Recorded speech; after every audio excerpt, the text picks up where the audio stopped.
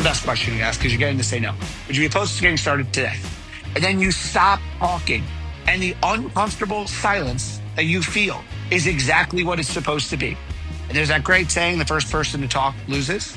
That's exactly what you're going to do. You're going to be like, so anyway, to get started, it's going to be 4,000. Would you be opposed to getting started today? Welcome to the I Fired My Boss franchise podcast. My name is Dan Claps, founder and CEO of Franchise Playbook, a franchisor platform where we create, own, and operate dynamic franchise brands in the mobile services space. And my life's goal is to help people just like you fire their boss and become a business owner. And I'm Christian Dadalak, top franchise consultant and co-founder of Real Franchising, a leading franchise consulting firm. And together, we're on a mission to help people fire their boss, hire themselves, and live the American dream through franchise ownership.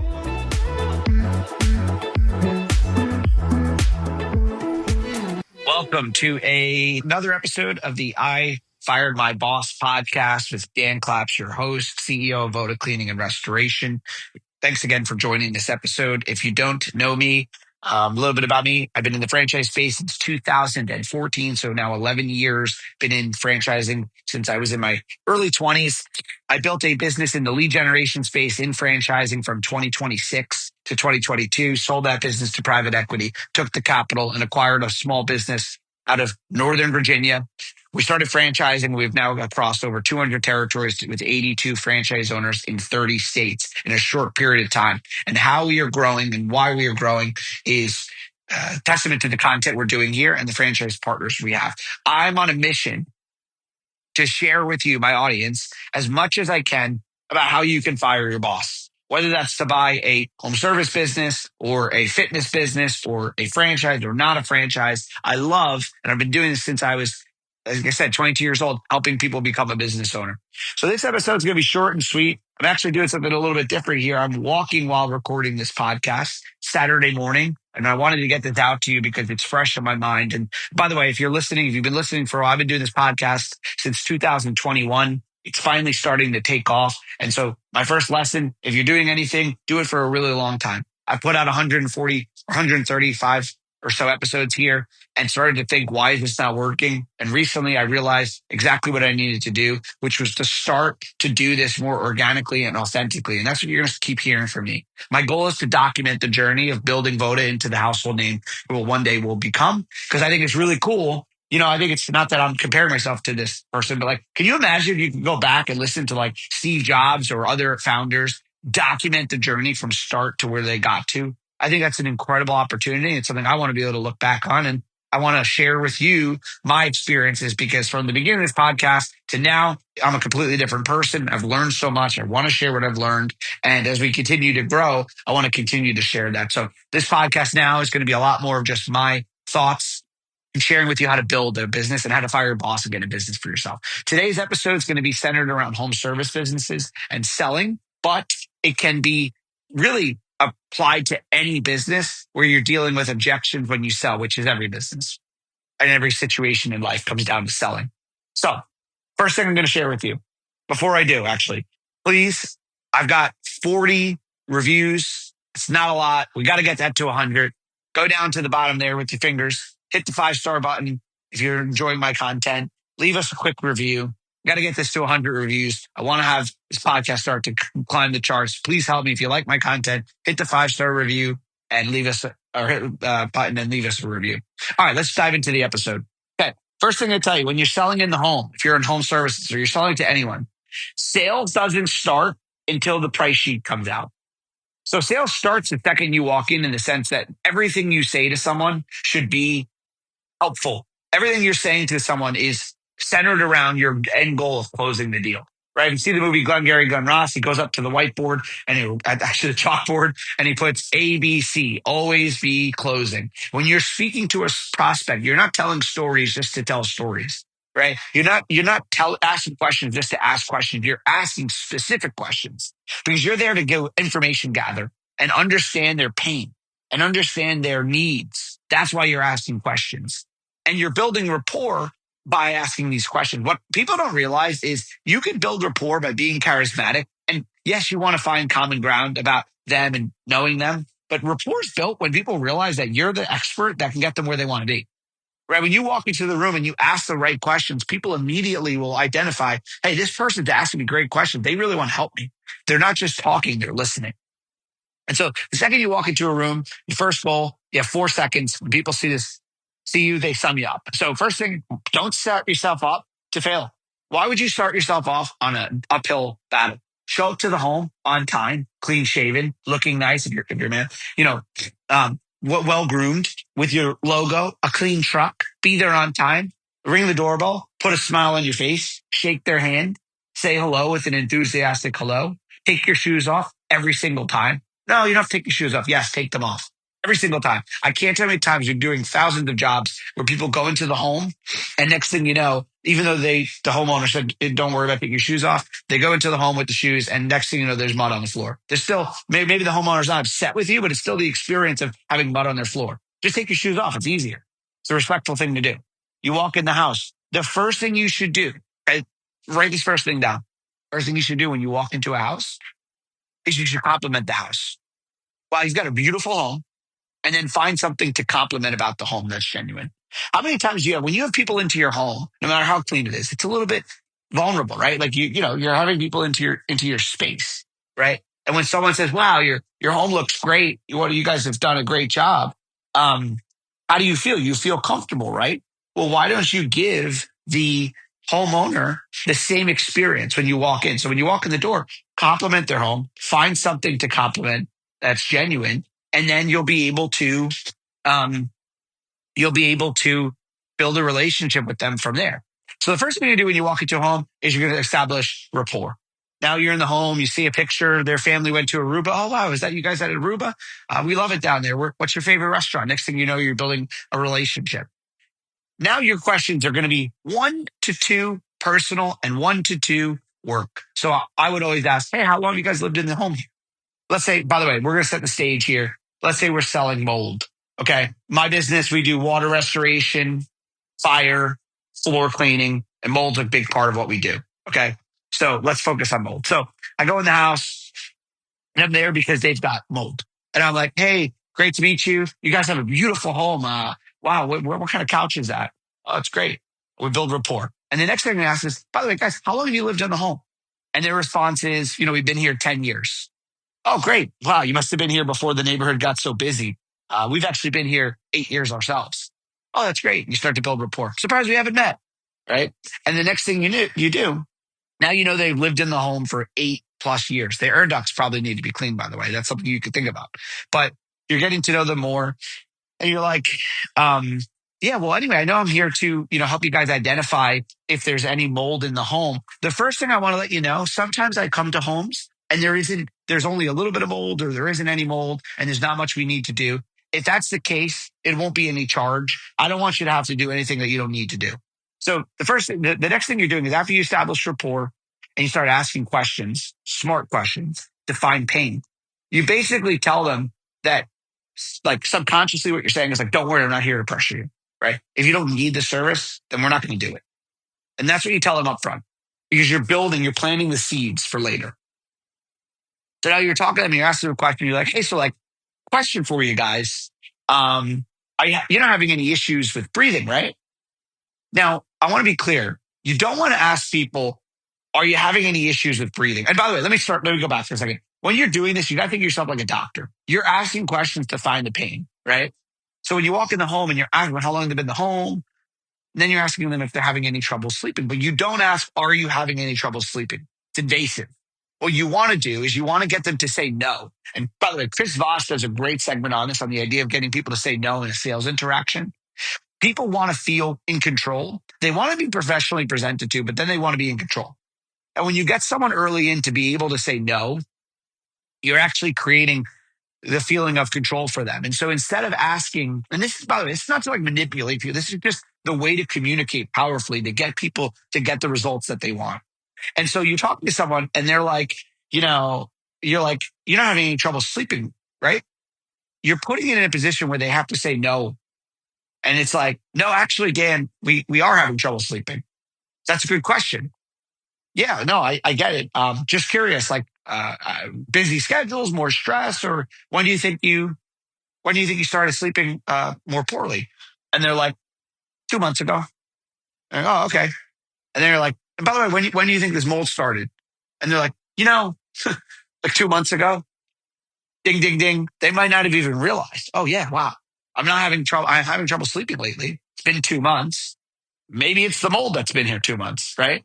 And so what you're doing is you're asking these questions. You're saying, you're not having any trouble sleeping, right? One of my favorite lines in home services is, this isn't giving you any trouble yet, right? Like that immediately gets you to think with urgency. Because by the way, to get mold sold, you got to get urgency. You got to get people to feel the need to move quickly. And we're going to get there. We're going to start building these bits of urgency in these questions. So it's like, you're not having trouble sleeping, right?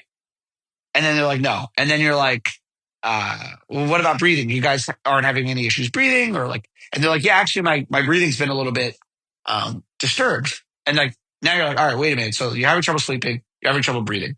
And so you're asking these questions, and then you go and you look at the mold and you see that there's an issue and it's grown. And they know they want to get the mold out. You present your solution, and now let's fast forward. Because what you've done is you've built rapport, you've established credibility by asking the right questions. You started to plant some seeds with building urgency. You took away the feel of pressure by saying, if there's nothing needed to be done here today, we won't even do it, right? And now you're presenting to them the solution. So the way you're presenting the solution is that you need to establish again that you're a person of authority.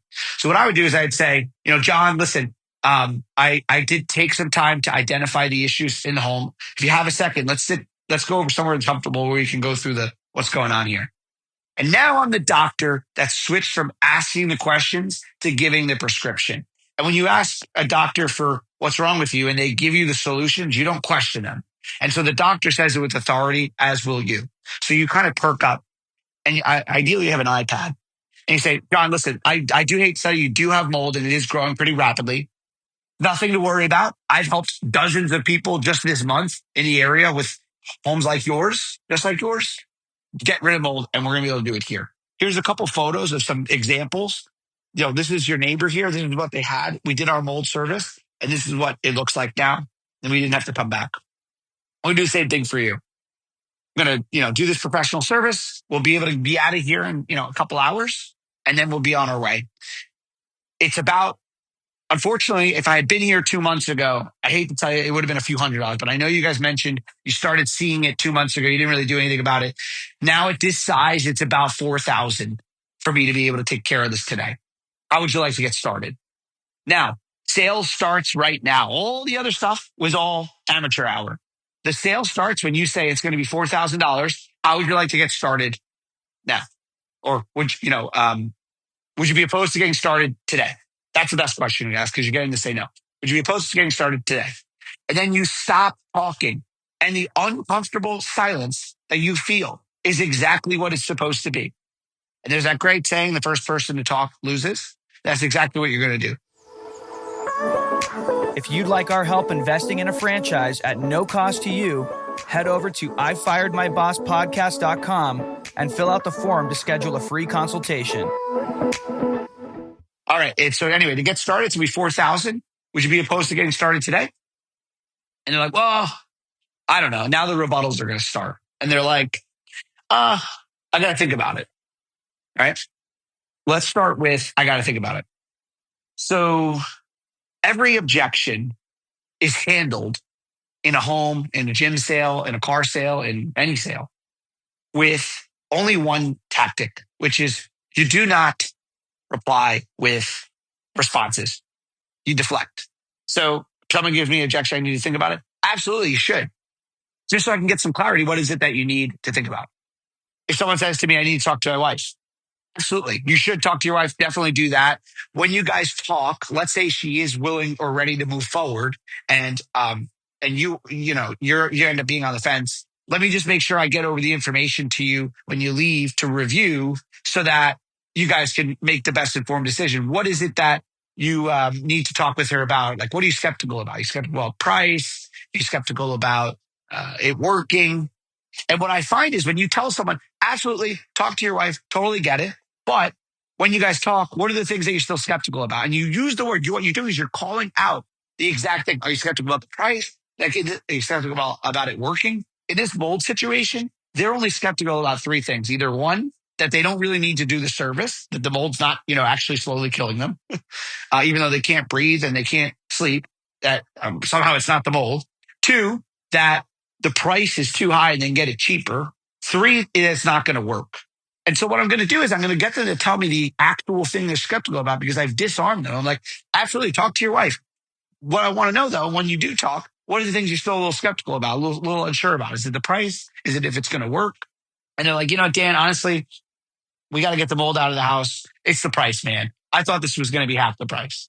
Now, at least I got what? I got the root of the problem. So when you deflect and you ask the right questions, people will give you the real problem, right? So it's like, I'll give you another objection. It's like, I don't know. I think the price is too high. Oh, okay. Thanks for letting me know. Just curious, what was it that you thought the price would be? And the reason I always inform you to ask these questions is they might be like, I just thought it was going to be $200 cheaper. All right. Now, in that case, you know that you're just going to have to overcome $200. You'll figure it out. So let's use the example. Let's continue down this path. So I'm like, John, to get started, it's $4,000. How would you like to do that? Would you be opposed to getting started today? Well, Dan, listen, I think I'm going to think about it. Maybe get a few contractors out here and see if they can do it cheaper. And I'd say, absolutely. John, I totally get it. You don't want to spend $4,000. And it turns out that the other contractor could have done it for less, right? And they're like, yeah, like you're calling out exactly what their concern is, right? At the end of the day, if it really is price, then they're like, I don't want to spend $4,000 and the other guy could do it for $3,000. Now, in reality, they're probably still concerned about the mold, but they are also concerned about price. So what I would do is when they're concerned about price, I would never spend the time on price. I would first spend the time on building value in the need for the service, right? So they're like, yeah, Dan, I just want to shop it around. Say, absolutely. I totally understand that you guys don't want to end up spending, money and it ends up being more than somewhere else. But let me just ask you, outside of the price, do you guys understand kind of the severity of this mold here? Because I do want to share something with you and I do want to make sure we get this done because what I'd hate to see is you guys shop around, find out that I'm the best price. I'm booked out maybe, time goes by, and next thing you know, 3 more months go by. Because the only thing not to scare you, John, but the only thing I know is 2 months ago, this would have been $200. Now it's $4,000. And the only thing mold likes to do is one thing, which is grow. And it grows rapidly every 24 to 48 hours, sometimes even doubling. And so I just don't want to end up like life gets busy. You talk to a few contractors. Next thing you know, I'm back out here because I know my price is the best price. And the next thing you know, I'm back out here and this is $8,000 and there's nothing I can do about it. Okay. And so talk to me. Is it just the price? Because I can work with you on the price. I'd love to get this done today so that Johnny can, let's say their kid's name is Johnny. So Johnny can have a little bit better time sleeping. I know you guys are having trouble breathing. By the end of this, the second we get rid of this, you'll be able to breathe better. You'll be able to sleep better. This will be one less thing to worry about. And you don't have to worry about the most important part, John, which is that right now you don't have structural damage, but you're not too far away from it. If this mold continues to grow, you're going to start to see this become structural mold damage, which actually become costly and really actually damage the infrastructure of your home and really the integrity of your home. So I don't want you to end up waiting around. So is it just the price? And they're like, yeah, Dan, obviously I want to move forward. I do need to get the mold out. It's just the price. Now you're going to say, all right, if it's just the price and you know that you need to get this mold out, why don't we do this? John, I'm pretty sure our kids even go to the same school. We've been in the same town for a long time. I didn't build a business by trying to charge more than everyone else. And then you find out and you're unhappy with me. If you look online, I've got over 100 5-star reviews by doing this the right way. 2 things. One, if you find someone that looks at these photos and truly can prove that they could have done it for less, call me up and I'll look at doing a price match. 2, I know you know a lot of people in the area. I want to get great reviews. I will do this for you. Let me do the job now. You just leave me a 5-star review when it's done properly. I'll make sure the mold is gone. And don't tell my boss and probably get upset, but I'll do it for $3,500 and we'll do it now. And John, the other thing I'm going to tell you, the last thing, if you're worried about me doing this and then it grows back, I'll offer you a money back guarantee.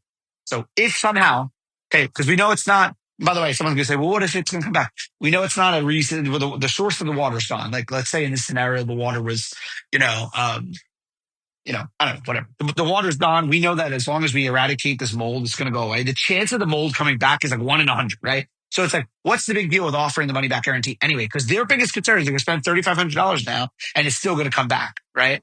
So it's like, John, furthermore, I'll do it for $3,500. And if somehow it comes back, we'll put it in the contract. I'll come back here for free to take care of it. Does that sound fair? Now it's like, there's not much left that they can rebuttal. They said they want to do it. They said it was the price. Now they had said that they're worried about what if it comes back. You offer the guarantee. You offer the price match. You offer the price. And if they're right there, now you could tell they're right on the fence. Then you say, you make it a big deal. How about this then? Is it just laying out the 3,500? Yeah. All right. I do know that we have an option. My boss doesn't love it because it is a little costly on our end, but I think I could finance this. And tell you what, let's do it now. We'll use the financing and it'll come out to, a few $100s a month. Would that make it easier? Does that sound good? And chances are, as you keep, and Johnny will be able to sleep better. Your kids will be able to breathe better. We'll have this out of the house and you loop now, but you're looping the value, the solution that to the problems that you're solving to their exact problems. You've lowered the threshold of the money. You've lowered it to 3,500. You've lowered the concern of somebody doing cheaper with the price match. You've lowered the chance of the mold coming back because you're going to offer a money back guarantee. You've lowered the chance of them laying out $3,500 and not having enough money for their bills because you can finance it. And next thing you know, maybe you're not going to close everyone, but you will close substantially more. You just made $3,500. And that job's cost is very low, right? Like that in this example that I'm using. And by the way, someone said to me, well, what if the mold does come back and you got to go back to do it for free? My answer was, this isn't a roof with lots of materials. Who cares? You go back and you fix it. Your margins are crazy. If you closed 10 people because of the money back guarantee at $4,000 and you made $40,000, right? And whatever your margins are on that, and you spent your marketing dollars, and 1 out of the 10, which wouldn't even happen, it'd be like 1 out of 20, but let's say 1 out of 10 did end up needing you to come back, you still made $40,000. You go back, it doesn't cost you that much money to redo it. It was all part of the marketing dollars to make the deals happen. And the last thing I'll say is, a franchise owner recently, we were role playing this. He's like, well, like, what if you go from 4,000 to 3,500 and the homeowner gets upset with you that it could have been lower anyway? And my only answer was this: I get that point, but I said, have you ever gone somewhere, bought something, and you negotiated and got it for less? He said, yeah, absolutely, all the time. I said, how did you feel? I said, I felt great. And that was the answer. Now, I'm not saying you're charging $10,000 and next thing you know, it's $3,000, but the customer's going to be happy with you that you lowered the price. That's normal. That's part of business. So to kind of summarize this long-winded podcast, but when you're selling in the home, and this was for mold as an example, but when you're selling in the home, you walk in, you look good, you smile, you build instant credibility, you build rapport, you compliment their home. You start asking great questions, not random questions. You ask questions that get you information to learn about their pain. Ideally, you ask it in ways that you're asking them to say no. You're not having any issues sleeping, right?